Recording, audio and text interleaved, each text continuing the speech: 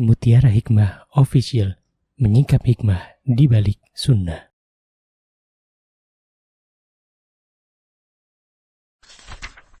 Salurkan donasi terbaik Anda untuk mendukung dakwah Mutiara Hikmah Official. Mari siapkan bekal akhirat kita. Jangan lewatkan kesempatan emas ini. Ayo kita berkontribusi dalam program pembangunan Masjid Mutiara Hikmah yang dibina langsung oleh Ustadz Hanan Yasir MA dan Ustazah Imro'atul Azizah. Raih pahala umroh setara haji dalam program Umroh Iktikaf Ramadan di tahun 2026. Perjalanan penuh makna, bimbingan penuh ilmu bersama Ustadz Hanan Yasir MA dan Ustazah Imro'atul Azizah. Tempat terbatas, daftarkan diri Anda sekarang juga. Jangan lewatkan sensasi umroh full faidah plus daurah fikih hijrah di bulan Syawal tahun 2026 bersama Ustadz Hanan Yasir MA dan Ustazah Imro'atul Azizah. Tempat terbatas, daftarkan diri Anda sekarang juga.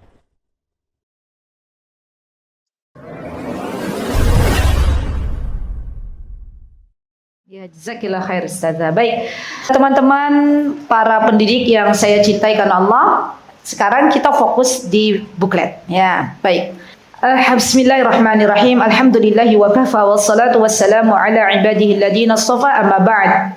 Kita tadi sudah menyampaikan bab pertama, sekarang buka di bab kedua. Ya, silahkan bab kedua. Kenapa kita mendidik anak kita dengan hati? Karena ternyata itu adalah perintah dari Allah Subhanahu wa taala dan dari Rasulullah sallallahu alaihi wasallam. Allah Subhanahu wa taala berfirman dalam surah Luqman, silakan dilihat surah Luqman ayat 12. Boleh teman-teman lihat surah Luqman ayat 12. Boleh, silakan, enggak ada HP Quran. Ya, silakan surah Luqman ayat 12. Baik. Apa kata Allah Subhanahu wa taala? Allah berfirman, "A'udzu billahi minasyaitonir rajim. Bismillahirrahmanirrahim. Wa laqad atayna Luqmanal hikmata an ishkur lillah. Wa man yashkur fa innama yashkuru li nafsihi. Wa man kafara fa innallaha ghaniyyun hamid." Lihat. Di sini Luqman beliau mengatakan kepada anaknya, dan ketika Allah Subhanahu wa taala memberikan hikmah kepada Luqman, dan kata para ulama hikmah ini adalah bagian dari apa yang disampaikan dengan hati. Ya. Jadi hikmah ini bagian dari yang ada kaitannya dengan hati. Maka yang pertama kali disampaikan di dalam surah Al-Luqman adalah bersyukurlah kepada Allah, dan barang siapa yang bersyukur kepada Allah maka sesungguhnya ia bersyukur untuk dirinya sendiri. Lihat bagaimana Allah Subhanahu wa taala mengajarkan tentang pendidikan karakter, bahwa sesungguhnya barang siapa yang dia bersyukur kepada Allah, yang dia tahu kepada siapa bersyukur, maka pasti sesungguhnya syukur itu kembali kepada dirinya. Artinya mendidik dengan hati itu bukan hanya semata-mata mengerti materi yang diajarkan, tapi lebih dari itu, mendidik dengan hati itu apabila kita berusaha menjadikan anak-anak kita lebih bersyukur kepada Allah. Ingat, gini ceritanya ya ibu-ibu, teman-teman. Misalnya contoh, kita mau mengajarkan bab sholat. Ambil satu saja. Di antara sekian banyak perintah Allah ada bab apa? Sholat. Biasanya kita mengajarkan bab sholat kepada anak-anak itu lebih kepada teori. Anak-anak, bab sholat, kita masuk bab sholat. Apa arti sholat? Definisi sholat, doa, begitu ya? Anak-anak paham definisi sholat, doa. Definisi sholat secara istilahan, misalnya diawali dengan takbiratul ihram dan diakhiri dengan salam. Mereka paham? Paham. Kita kemudian mengajarkan kembali bahwa sholat itu sehari berapa rakaat anak-anak? Misalnya 17 rakaat. Anak-anak paham? paham. Tapi kita lupa mengajarkan kepada anak kita bahwa ternyata kenapa kita harus sholat. Ternyata kita sholat itu untuk bersyukur kepada Allah, berterima kasih kepada Allah. Dari kapan kita ajarkan anak-anak kita sholat? Ya, Rasulullah SAW mengatakan dari usia 7 tahun. Itu untuk prakteknya. Tapi untuk ke belakangnya, prosesnya dimulai dari TK. Karena pendidikan sholat ini, teman-teman, ya, dimulai dari mahabbah. Pendidikan hati itu pusatnya ada di mahabbah, di rasa cinta, gitu ya. Jadi anak-anak, Masya Allah, kalau di Saribumi ini sudah ada tingkatan level dari mulai KB misalnya, TK sampai SMA, gitu ya. Sudah ada semuanya jenjangnya, berarti berkesinambungan. Anak-anak diajarkan sholat dimulai dari TK. Gimana caranya? Mulai dulu bagaimana kita mengenalkan Allah pada diri anak-anak. Sampai akhirnya tumbuh rasa cinta anak-anak kita kepada Allah. Nanti ketika mereka mengatakan Allah tuh baik banget ya sama saya. Ya, anak-anak TK, ibu guru, ustazah yang mengajari anak-anak TK sering-sering bertanya begini, sudah sarapan anak-anak? Sudah ustazah, kan anak-anak begitu ya. Dari siapa sarapan itu? Dari Allah. Sering kita kenalkan begitu. Maka nanti anak-anak akan mengatakan pada dirinya, Allah tuh baik banget ya sama saya, kan gitu. Setelah mereka paham bahwa Allah itu baik banget, maka akan ada timbul rasa mahabbah, rasa cinta. Dan ketika mereka sudah dibebankan mukallaf, dibebankan syariat untuk sholat, maka mereka sholat dengan penuh kesadaran, bukan lagi karena perintah dari orang tua, bukan lagi karena takut dimarahin ustazah, bukan. Nanti kaitannya ada tadi dengan nikob, dengan macam-macamnya. Jadi yang pertama kali kita tumbuhkan pada diri anak-anak, kalau kita belajar mendidik dengan hati adalah tumbuhkan bahwa sesungguhnya Allah itu zat yang maha baik, bahwa sesungguhnya kita mencintai Allah itu karena rasa syukur kita yang begitu luar biasa kepada Allah. Nah gitu. Jadi nanti nggak ada beban tuh. Ketika kita menjalankan syariat, kenapa kita berkerudung? Kenapa kita menutup aurat? Karena rasa cinta saya kepada Allah Subhanahu wa Ta'ala. Baik.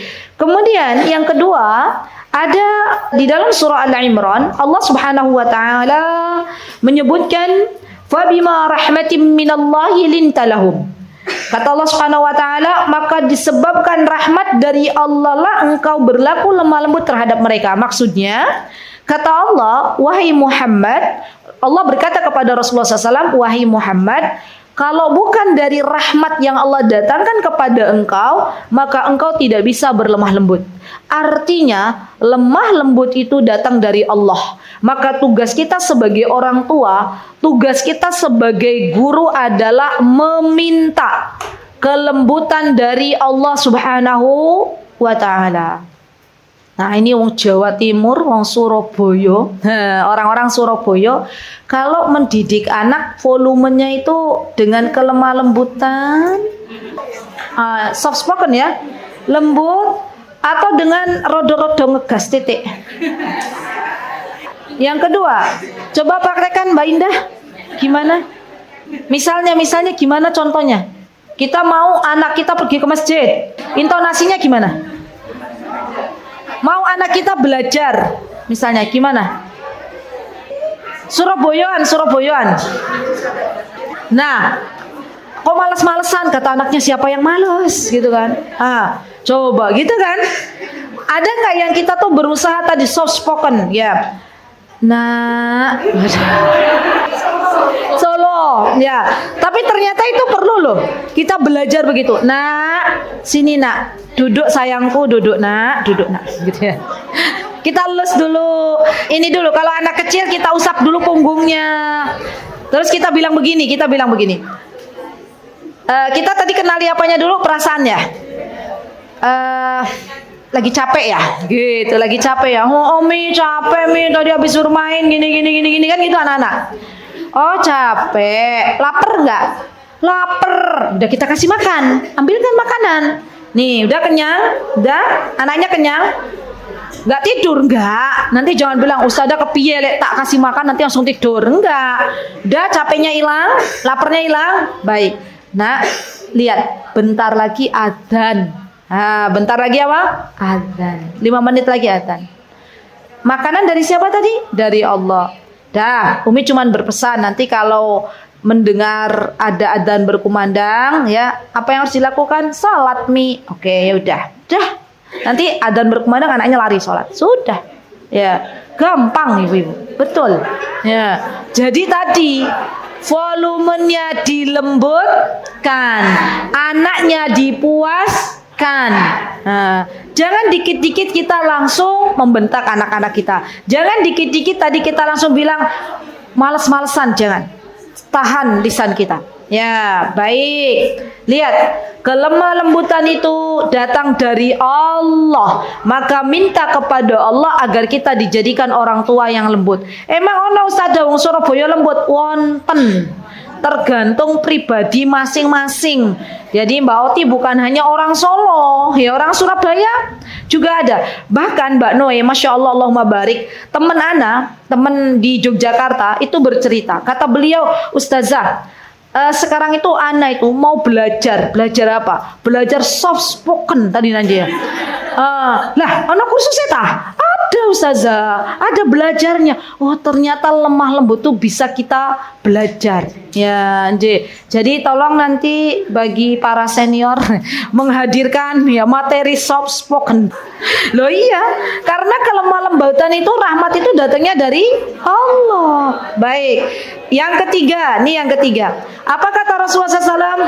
Laisa minna man lam yarham saghirona wa yuwakkir kabirona. Kata Rasulullah SAW, bukanlah termasuk golongan kami orang yang tidak menyayangi anak-anak kecil dan tidak menghormati orang tua. Betul. Jadi nih, mendidik dengan hati itu adalah mendidik dengan adab. Kenapa kok banyak anak-anak kecil tidak memuliakan yang lebih besar? Kenapa banyak ya pembulian senior kepada junior? Karena kita belum berusaha menerapkan adab dalam pengasuhan untuk anak-anak. Ya, jadi adab. Yang didahulukan apa? Adab. Ya, adabnya apa? Yang kecil memuliakan yang besar menyayangi yang kecil. Baik, kemudian halaman 7 sudah tadi kita bahas bersama. Kemudian halaman 9. Nah, ini nih.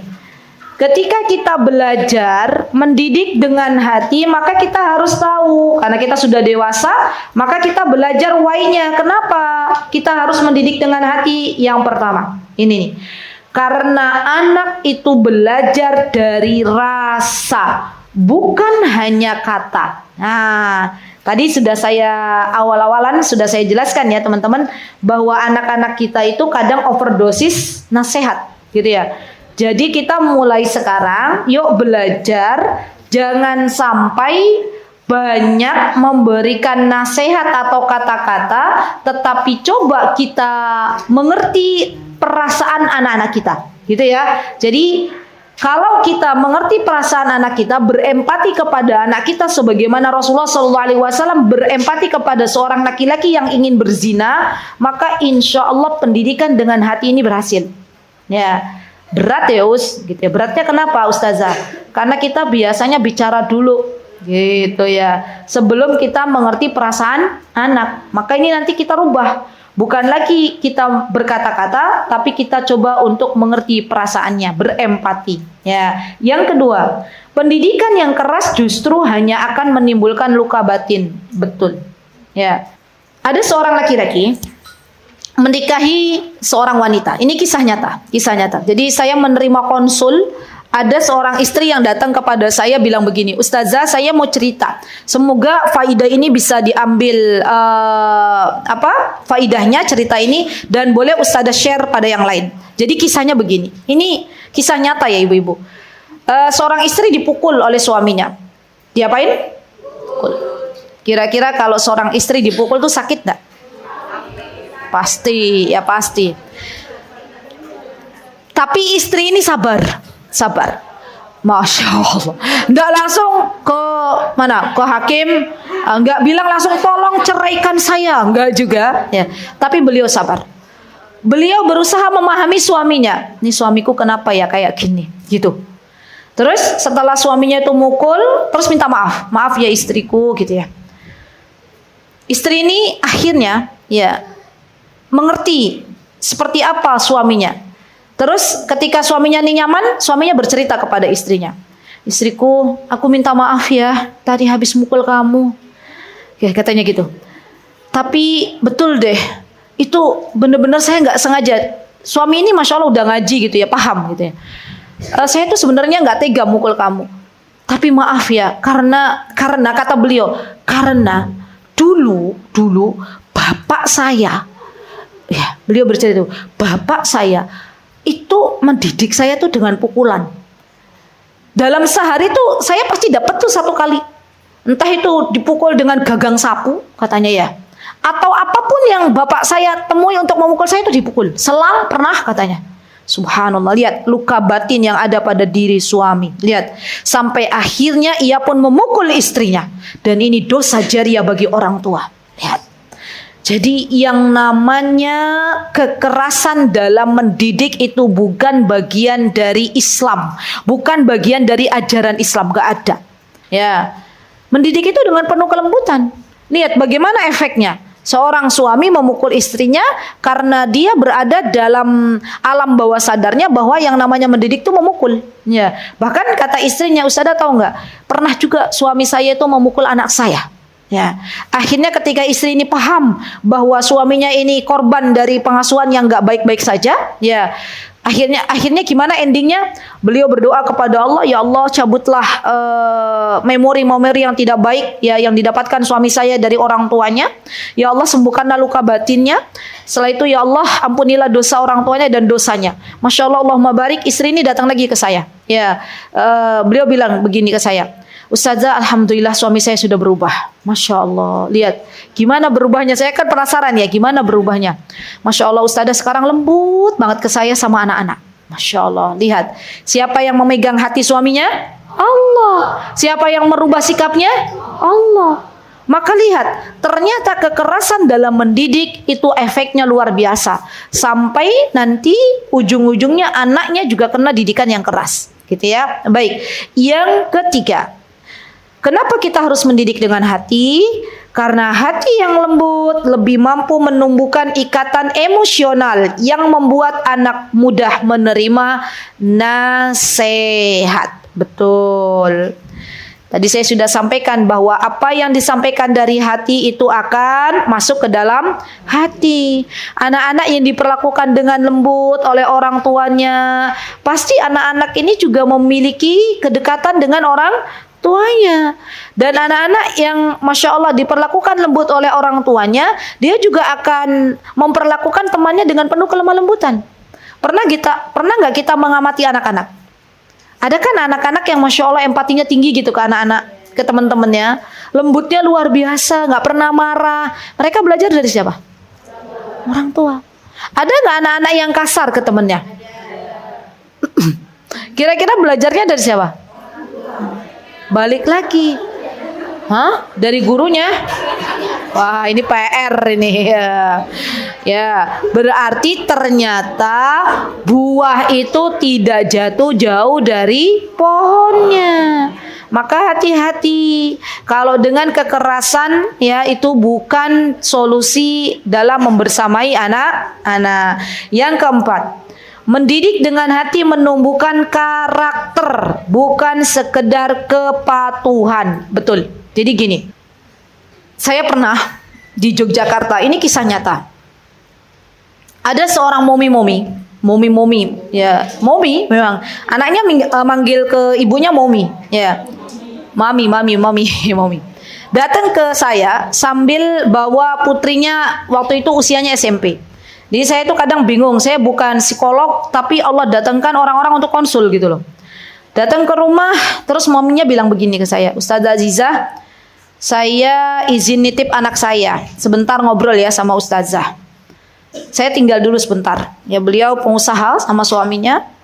Terus beliau WA, Ustazah saya sudah WA ke antum, tolong dibaca. Saya WA. Jadi kisahnya tuh ada anak perempuan, di mana anak perempuan ini patuh banget, taat banget di depan ibunya. Jadi dia tuh permaisuri lagi, kayak lembut banget di depan ibunya tuh. Kamu gini-gini ya, oke, siap. Apa namanya?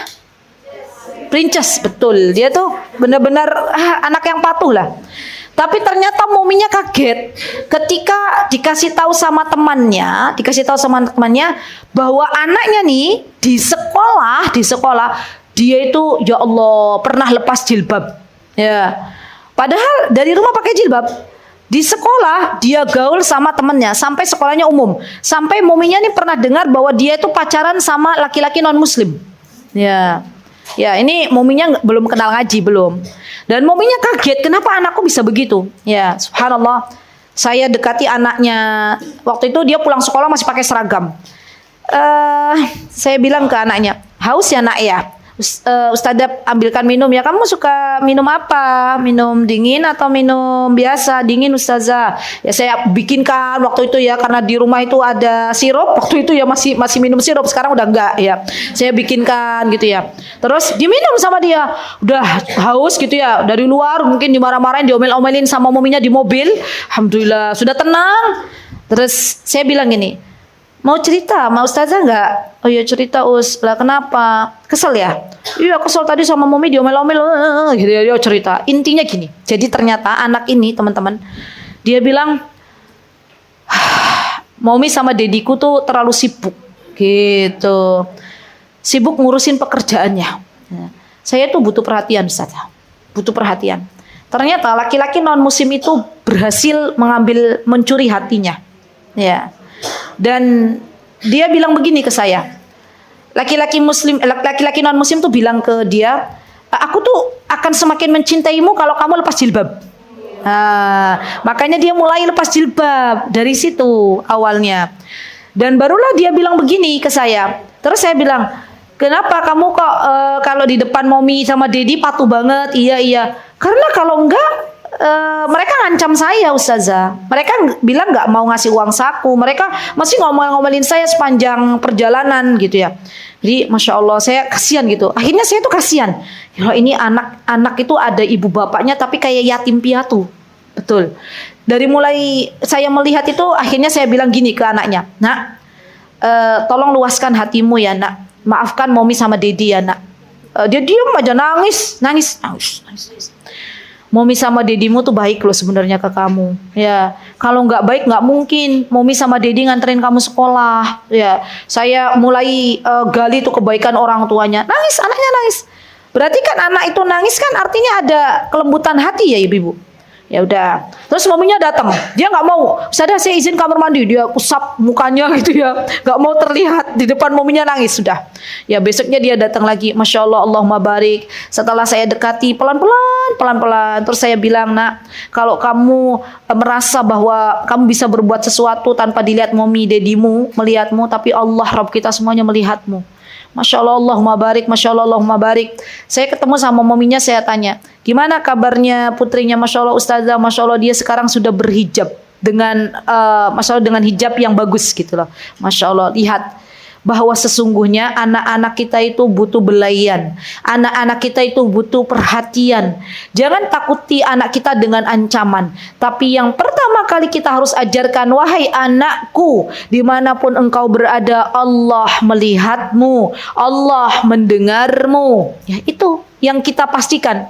Sehingga nggak ada lagi yang namanya anak-anak itu buka HP, dia nyekrol HP, buka macam-macam, tuh udah nggak.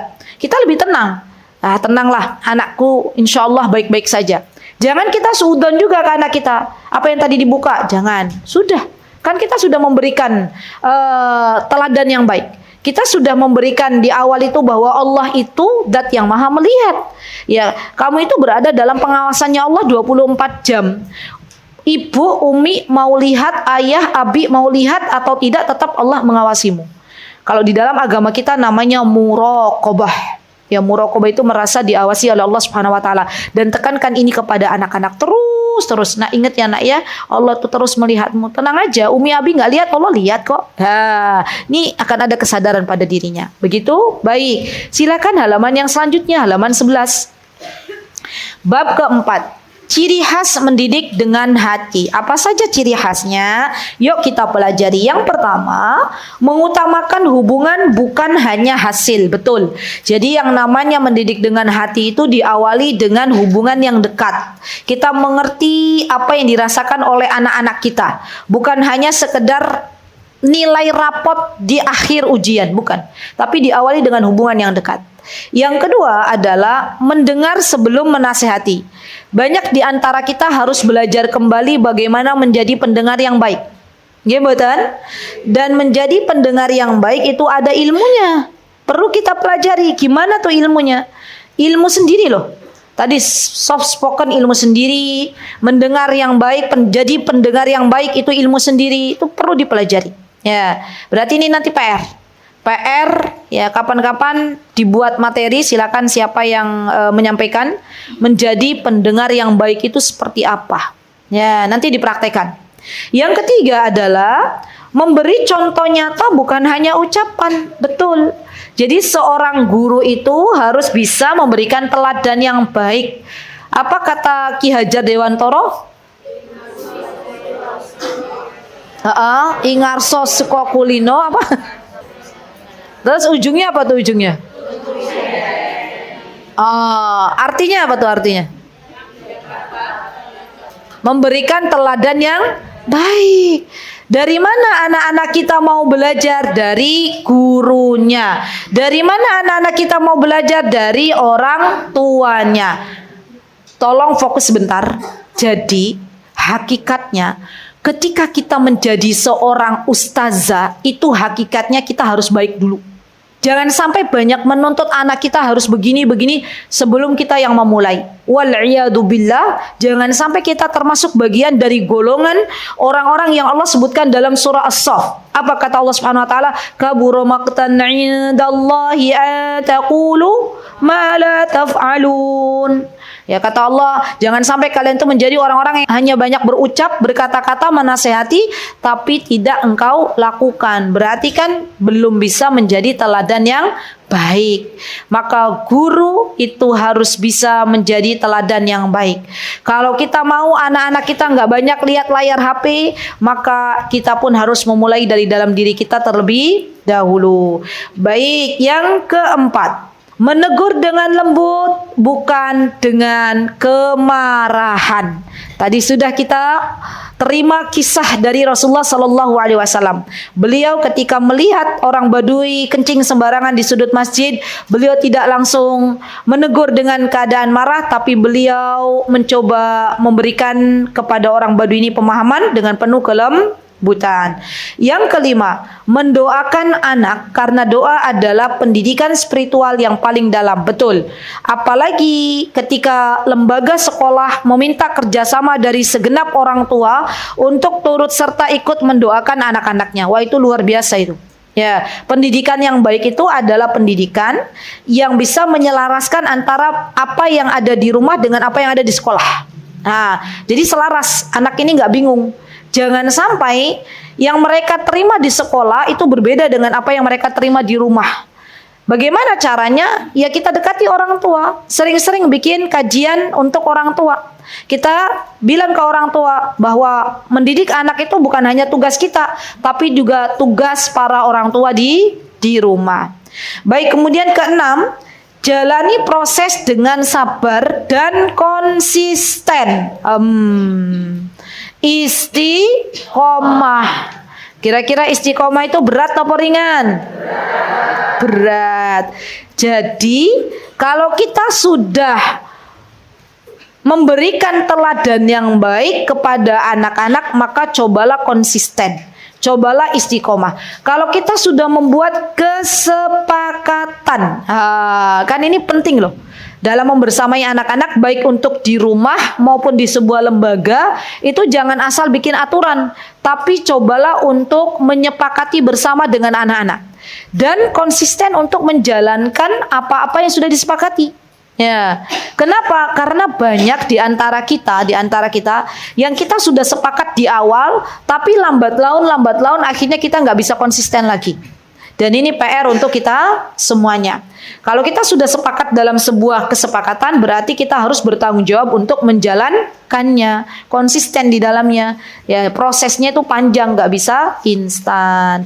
Baik, kemudian bab kelima. Yo, bismillah. Ada di halaman 13, silahkan. Seorang guru, orang tua, ketika ingin mendidik dengan hati maka perlu meluruskan niat. Dan ini bagian dari pondasi dalam mendidik. Ya, jangan sampai kita terlalu banyak berharap dari anak-anak kita. Jangan sampai kita terlalu berekspektasi terlalu tinggi kepada anak-anak. Kenapa? Karena kalau kita terlalu berharap kepada anak-anak, terlalu berekspektasi yang tinggi kepada anak-anak, nanti kita akan dikecewakan oleh Allah Subhanahu wa taala. Pasti itu. Ya, jadi apapun yang kita sandarkan bukan kepada Allah, apapun yang kita niatkan bukan untuk Allah, pasti kita akan kecewa. Maka mulailah dari dalam diri kita sebagai orang tua ataupun sebagai guru untuk meluruskan niat kita kembali. Ya, jadi penting bagi kita sebagai guru, sebelum kita ke sekolah, maka cobalah untuk duduk terlebih dahulu. Cari tempat di rumah yang mana gitu, di tempat yang enak. Terus tanya pada diri kita, pagi-pagi itu ya, untuk apa ya saya datang ke sekolah? Untuk apa ya saya mengajar? Tanya. Kalau jawabannya saya mau mengajar karena pengen mencari ridho Allah, oke, berangkat. Tapi kalau terselip dalam dirinya, saya pengen ngajar biar ngisi absen. Nah, saya mau ngajar biar nggak dianggap bolos. Nah, itu bukan lagi karena Allah. Ya, jadi harus ada niat yang lurus. Kenapa? Karena niat yang lurus ini dari seorang guru itu akan berbanding lurus dengan hasil yang akan kita lihat dari anak-anak. Ada yang bilang betul katanya. Jadi kalau kita ikhlas dalam mendidik, itu nanti kita akan bisa melihat anak-anak itu di hasilnya. Ya, kalau sampai misalnya nih, betul namanya taufik itu datangnya dari Allah. Tapi minimal tuh kita tahu ada 1-2 anak itu yang Allah Azza wa Jalla lembutkan hatinya, gitu loh. Nah, dan banyak para syekh yang ada di Saudi Arabia yang saya tahu, ataupun para syekho, ketika mereka mengajar, mereka benar-benar berusaha meluruskannya. Akhirnya apa? Mereka memiliki murid-murid yang luar biasa. Masya Allah. Dan ini yang pertama kali harus kita sadarkan pada diri kita sendiri. Untuk apa saya mengajar? Yang kedua, menadani Rasulullah Sallallahu Alaihi Wasallam yang lembut terhadap anak-anak. Betul. Jadi yang namanya teladan seorang muslim dalam berbagai kondisi itu diambil dari apa yang sudah dicontohkan oleh Rasulullah SAW.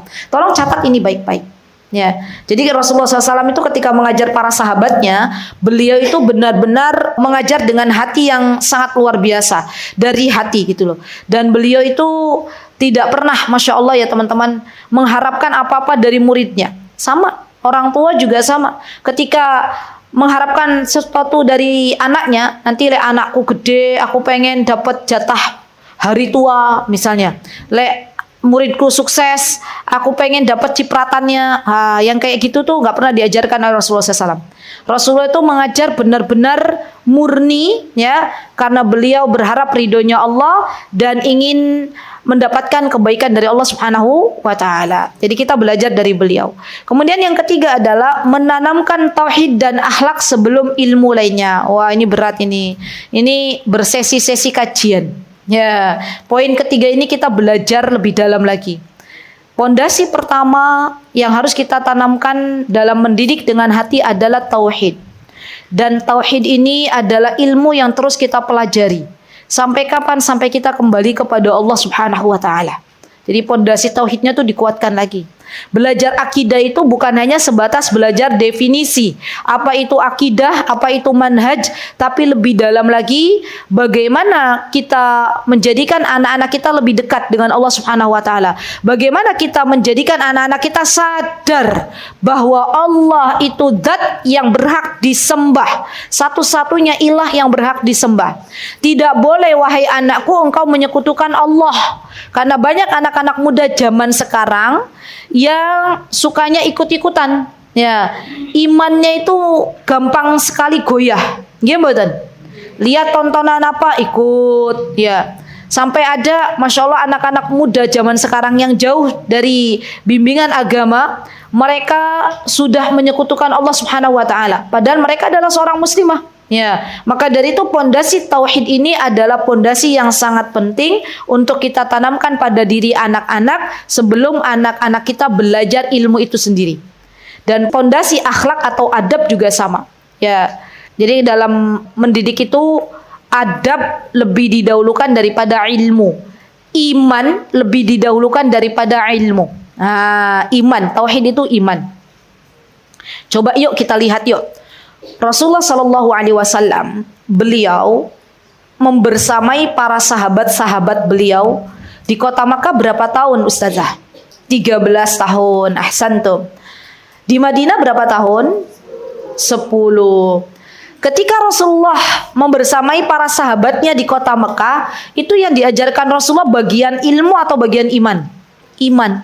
Belum ilmu, belum iman. Bagaimana mengenal Allah, bagaimana agar tidak menyekutukan Allah, kan gitu ya. Kemudian Rasulullah pindah ke Madinah.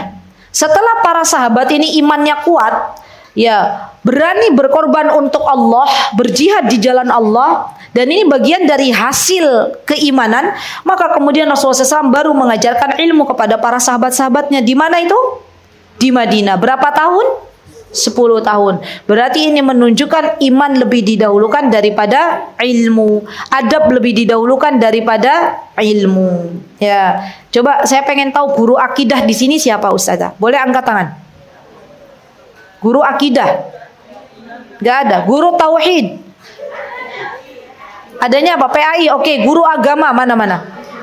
Satu, 2, 3. Oke, yang paling dekat saja. Ustazah boleh ambil mic-nya? Atau saya? Coba, Ustazah siapa namanya? Boleh perkenalkan diri? Nah, Ustazah Mumtaz. Masya Allah. Namanya Mumtaz. Masya Allah. Namanya aja Mumtaz, anak-anaknya Mumtaz gitu ya, Masya Allah. Kan katanya kalau dalam bahasa Arab likul lismin nasibuh gitu ya. Setiap nama tuh punya nasibnya masing-masing. Ya, Masya Allah. Monggo Ustazah Mumtaz. Buku panduan apa yang antum pakai di PA ini? Panduan dari Sari Bumi atau dari Diknas? Dari sekolah. Yang buat Sari Bumi atau Diknas? Kenapa Ustazah yang bingung? Dari Sari Bumi, baik. Ustazah mengajar kelas berapa? 6. Kira-kira bab apa yang diajarkan di PAI itu? Saya pengen tahu. Kelas 6. Oke, berarti kelas 6 itu masa-masa pra-akil balik. Atau zaman sekarang bahkan kelas 6 itu sudah masuk ke balik. Ya, oke. Apa yang diajarkan Ustazah di buku PAI itu? Boleh sebutkan.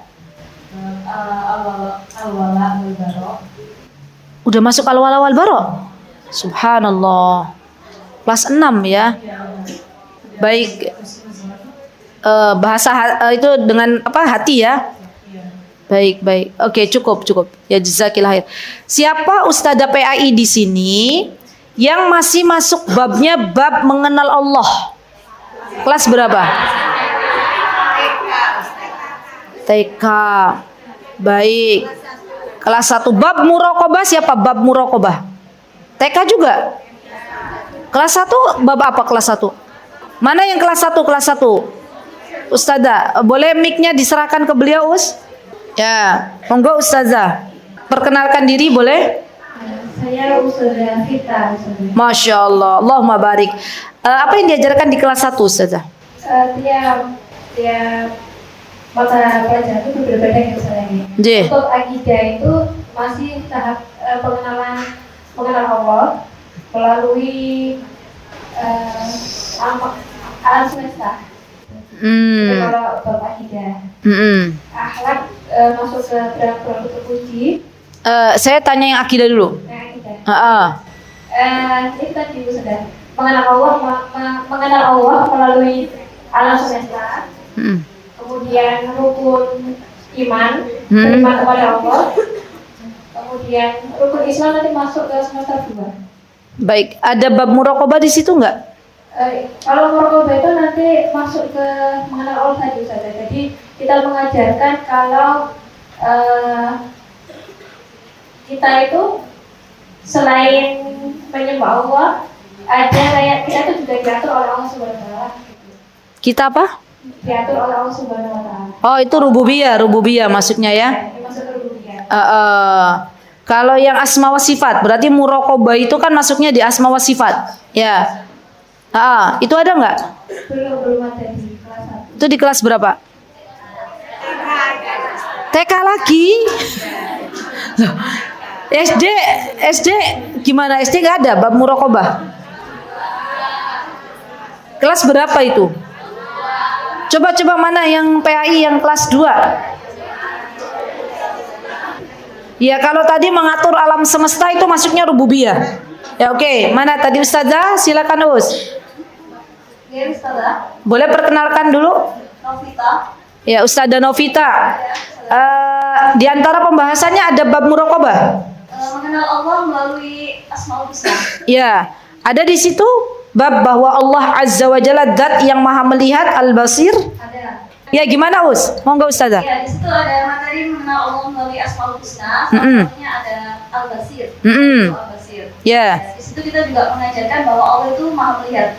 Jadi kita juga mengajarkan bahwa Allah melihat kita saat kita berada di mana-mana, bahkan di tempat yang tersembunyi sekalipun Allah itu juga bisa melihat kita. Masya Allah. Dan itu juga termasuk hidden kurikulum, tidak tertulis juga, tapi setiap hari kita mengajarkan ke mereka ketika sholat atau apapun kita Jangan cepet-cepet Ustazah.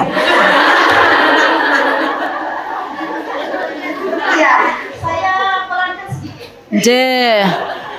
Ini kita yang dewasa aja cepet-cepet, anak-anak nanti gimana tuh? Ya, ulangi gimana? Saya ulangi sekali lagi. Jadi kita belajar tentang muqarabah, itu ada di kelas 2, yang terkait mengenal Allah melalui Asmaul Husna. Masya Allah. Salah satunya. Nih lagi presentasi, Ibu dengarkan. Ustazah. Silakan didengarkan dengan baik. Oke. Salah satunya ada Al-Basir, dan kita di situ mengajarkan bahwa Allah itu melihat kita. Selain Al-Basir juga ada materi-materi lain seperti Al-Muhaimin dan lain-lain. Al-Basir dulu, gimana cara antum menyampaikan ke anak-anak? Al-Basir, kita menekankan kepada anak-anak bahwa Allah itu melihat kita di mana-mana. Itu secara pembelajaran. Tapi secara kontekstual sehari-harinya, kita mengajarkan mereka saat sholat, saat beribadah, saat berdoa. Kita juga mengajarkan hal tersebut dalam keseharian. Biar ya kesehariannya atau kontekstual pembelajarannya tidak hanya sekedar materi saja. Saat sholat, saat berdoa, baik. Saat berdoa, kita mengajarkan bahwa Allah melihat kita. Kalau kita berdoanya nggak sungguh-sungguh, saat kita sholatnya nggak sungguh-sungguh, bermain-main, Allah itu tahu. Baik. Jadi kalian sholat jangan hanya karena dilihat ustazah, Allah juga melihat kita. Pernah diajarkan nggak? Nak, Allah juga lihat kalau kamu lagi megang HP. Sudah. Oh iya. Ingatkan juga tidak hanya megang HP, tapi setiap kali mereka melakukan hal lain, kalau kalian tidak mau belajar atau kebanyakan main HP, itu Allah tahu apa yang kalian lihat di HP, apa yang kalian tonton, apa yang kalian mainkan. Allah itu tahu meskipun kalian mainnya di kamar. Saat orang tua kalian tidak tahu, tapi Allah akan tahu. Masya Allah, barakallahu fiik. Baik, untuk 3 Ustadzah PAI. Ada gantungan kunci dari Allah. Iya. Boleh. Nih. Monggo. Ya. Ini gantungan kuncinya judulnya Tenanglah Allah Bersamamu. Pas kan sama PAI? Ya, alhamdulillah. Baik, ya semoga bermanfaat. Ya. Nanti anak-anaknya tanya, Ustazah gantungannya kok bagus ya baca. Tenanglah Allah Bersamamu. Ternyata pelajaran PAI. Baik. Lanjut ya Ustazah, sedikit lagi. Kemudian yang keempat, menghormati fitrah anak, karena setiap anak terlahir membawa potensi sendiri. Betul. Jadi begini Ustazah, kita ini sebagai seorang guru juga harus belajar tentang fitrah-fitrah yang Allah titipkan kepada anak-anak. Ini pembahasannya dalam ya. Kita bisa belajar bersesi-sesi kajian. Ada fitrah belajar, ada fitrah iman, ada fitrah seksualitas. Nanti kalau di dalam ajaran agama kita ini namanya tarbiyah jinsiyah. Tarbiyah jinsiyah. Ada fitrah kemandirian, itu juga ada.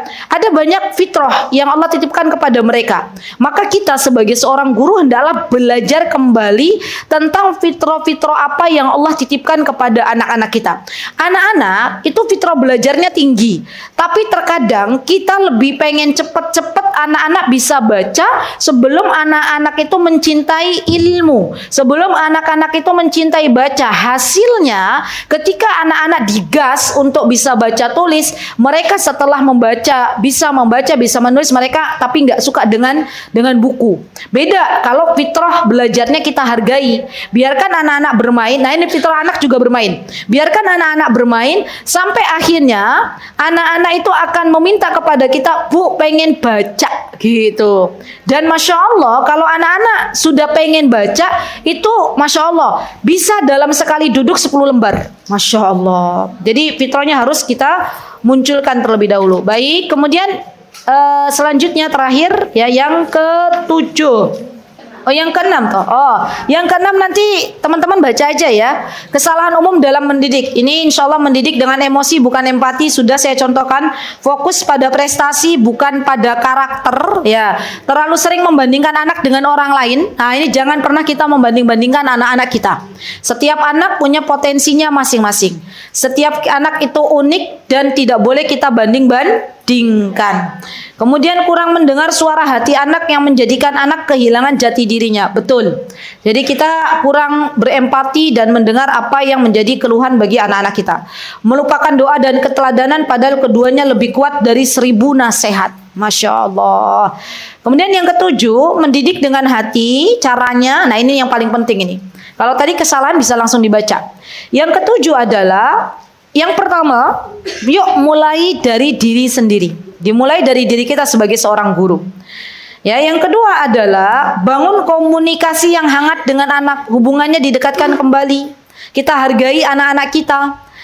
Luqman ketika memanggil anaknya, maka beliau memanggil dengan kalimat ya bunayya, wahai anakku.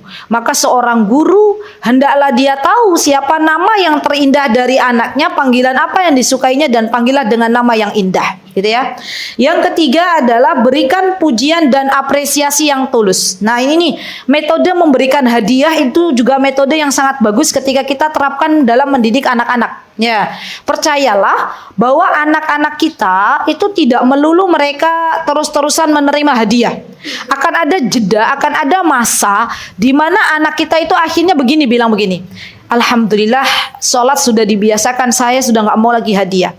Saya tahu hadiah terbesar itu surga. Tapi yang pertama kali harus kita hargai adalah kita apresiasi dari karakter-karakter baik anak-anak. Nah, ini perlu nih kita tularkan kepada orang tua. Kan selama ini orang tua mengapresiasi anak itu kalau dapat nilai bagus. Nilainya 100, Masya Allah kamu keren, barakallahu fiik, gitu ya. Tapi ketika anak kita bilang, Ibu, ya tadi saya bantu teman di sekolah, itu kan jarang kita apresiasi. Ya, ada anak datang ke kita, Ustazah, aku kemarin nolongin temanku loh. Kan kita juga jarang mengapresiasi. Ya, kita harusnya bilang gimana? Terima kasih ya nak, jazakallah khair, jazakillah khair. Kamu sudah menjadi anak yang baik. Masya Allah, keren. Ya. Dan memang pendidikan di sekolah itu teman-teman pada hakikatnya adalah pendidikan yang kelak menjadi pondasi bagi anak kita di masa yang akan datang. Anak-anak yang sering diberikan apresiasi oleh orang tuanya, anak-anak yang sering diberikan apresiasi oleh gurunya, maka tangki cintanya tuh penuh. Nah, tangki cintanya penuh. Kalau tangki cintanya penuh, dia nggak butuh validasi. Makanya kalau ada zaman sekarang orang butuh validasi, berarti tangki cintanya belum penuh. Nah, gitu. Tahu validasi nggak? Tahu. Kan banyak kan zaman sekarang. Ya, aku perlu divalidasi. Berarti itu tangki cintanya belum dapat tuh, belum penuh tuh. Ya, entah itu dari suaminya ataupun dari orang tuanya. Maka yang perlu kita lakukan adalah apresiasi anak-anak kita. Sekecil apapun kebaikan yang anak-anak kita lakukan, maka kita berikan pujian. Ya, baik. Kemudian yang keempat adalah gunakan bahasa lembut dan menenangkan. Nah, ini belajar soft spoken. Ya, baik. Kelima, dengarkan dan hadir penuh perhatian. Tadi sudah ya, kita berusaha untuk menjadi pendengar yang baik. Keenam, ajak anak berdialog dan berpikir, bukan hanya disuruh. Betul. Ya, kita diskusi. Jadi gini loh teman-teman.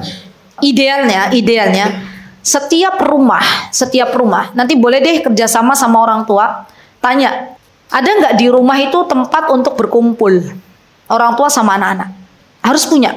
Ya, bukan di tempat tidur, bukan. Entah itu di meja makan ataupun di ruang keluarga. Ya. Nanti disepakati bahwa kalau lagi berkumpul itu dilarang semuanya bawa HP. Sudah, kita kumpul bareng-bareng ngobrol gitu loh. Kenapa? Karena nanti begini, anak-anak itu akan mudah diajak berdialog, berdiskusi manakala ibu dan bapaknya fokus memperhatikan. Tapi gimana jadinya kalau ibu bapaknya megang HP? Anak-anaknya megang HP apa betul? Iya. Orang tua zaman sekarang lagi ngobrol sama anak, itu banyak yang akhirnya nggak fokus, terdistrak. Dengan apa? Dengan apa yang ada di layar HP-nya. Maka penting bagi kita, ya lembaga-lembaga sekolah memperhatikan hal ini, gitu ya. Bilang ke orang tuanya, dibikin ini loh Bu, dibikin ustazah, dibikin apa ya istilahnya challenge ya, dibikin challenge tantangan. Bilang ke orang tua, 1 pekan itu harus ada waktu ngobrol sama anak-anak. Sekolah tolong buatkan apa sudah ya tema obrolan apa pekan ini. Nah sudah belum di sini? Belum. Nih, ya. Nih PR. Tolong bagi lembaga Sari Bumi tolong dibuatkan aja tema obrolan orang tua dan anak di setiap pekan sekali aja. Ya, dibuatkan oleh sekolah temanya. Belum ya? Oke. Sudah? Hah? Dilaksanakan oleh orang tua? Sepekan sekali?